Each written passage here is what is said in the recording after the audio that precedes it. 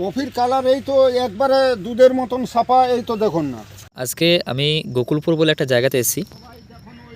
এখানে কাকা ফুলকপি চাষ করেছে, আর ফুলকপিতে আমাদের অ্যাগ্রোভেরা গ্র্যানুলসটা ব্যবহার করেছে কাকা। অন্য অন্য চাষিরা যেটা মানে মাঠে পুরো ছড়িয়ে দিয়ে মাটি তুলে, কিন্তু কাকা কী করেছে, অ্যাগ্রোভেরা গ্র্যানুলসটা একদম গাছের গোড়ায় দিয়ে দিয়েছে।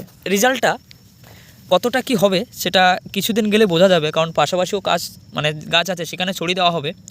এই সেই গাছগুলো যেখানে আমাদের স্মার্ট ভ্যালু লিমিটেডের অ্যাগ্রোভেরা গ্র্যানুলস কাকা কী করেছিল, গাছের গোড়ায় গোড়ায় দিয়ে চাষ করে লাগিয়েছিল।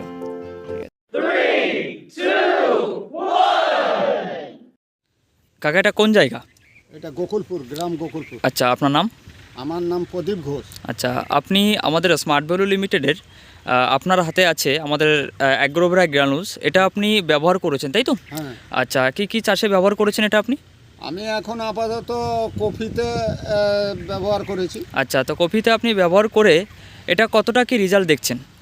কফি আমার খুব সুন্দর কফি হয়। খুব সুন্দর। এবার ধরো অন্য কোনো চাষি যাদের কাছে হয়তো এখনও অবধি এই জিনিসটা পৌঁছায়নি, এবং কোনো মাধ্যমে তাদের কাছে যদি পৌঁছায় এবং তারা ভাবছে এটা আমরা কফি চাষের ক্ষেত্রে ব্যবহার করব কি করব না, তো তাদের উদ্দেশ্যে তুমি কি বলবে? তারা কি এটা ব্যবহার করতে পারে?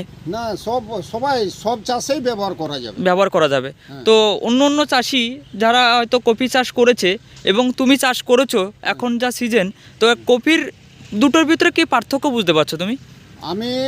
দেখুন, আমি তিনটে বাড়ির মধ্যে তিনটা বাড়িতে আমার কফি চাষ আছে। আচ্ছা, এবারে দুটোতে ছড়ে দিয়েছিলাম, একটাতে আমি গোড়ায় দিয়েছিলাম। গোড়া যেটা দিয়েছিলাম ওটা বাম্পার কাজ হয়েছে। আচ্ছা, এবার সেটাতেও কাজ হয়েছে, তবে একটুকু কম।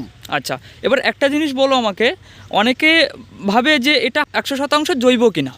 এবার তুমি জৈব, কারণ তুমি গোড়ায় যখন ব্যবহার করেছো, যখন যেটা জৈব না হতো তাহলে কিন্তু এটা রিয়াকশনে গাছগুলো ক্ষতি হতো। হ্যাঁ, তো যখন তুমি গোড়ায় ব্যবহার করছো গাছের কোনো ক্ষতি হয়নি তো? না, 100% জৈব বলতে পারো। আর কফির কালারটা কেমন আছে? কফির কালার এই তো একবারে দুধের মতন সাপা, এই তো দেখুন না, এই তো এখনো কুড়ি মাল, একবারে সাপা মাল। আচ্ছা, তবুও একটা কফির ওজন কেমন হবে তোমার?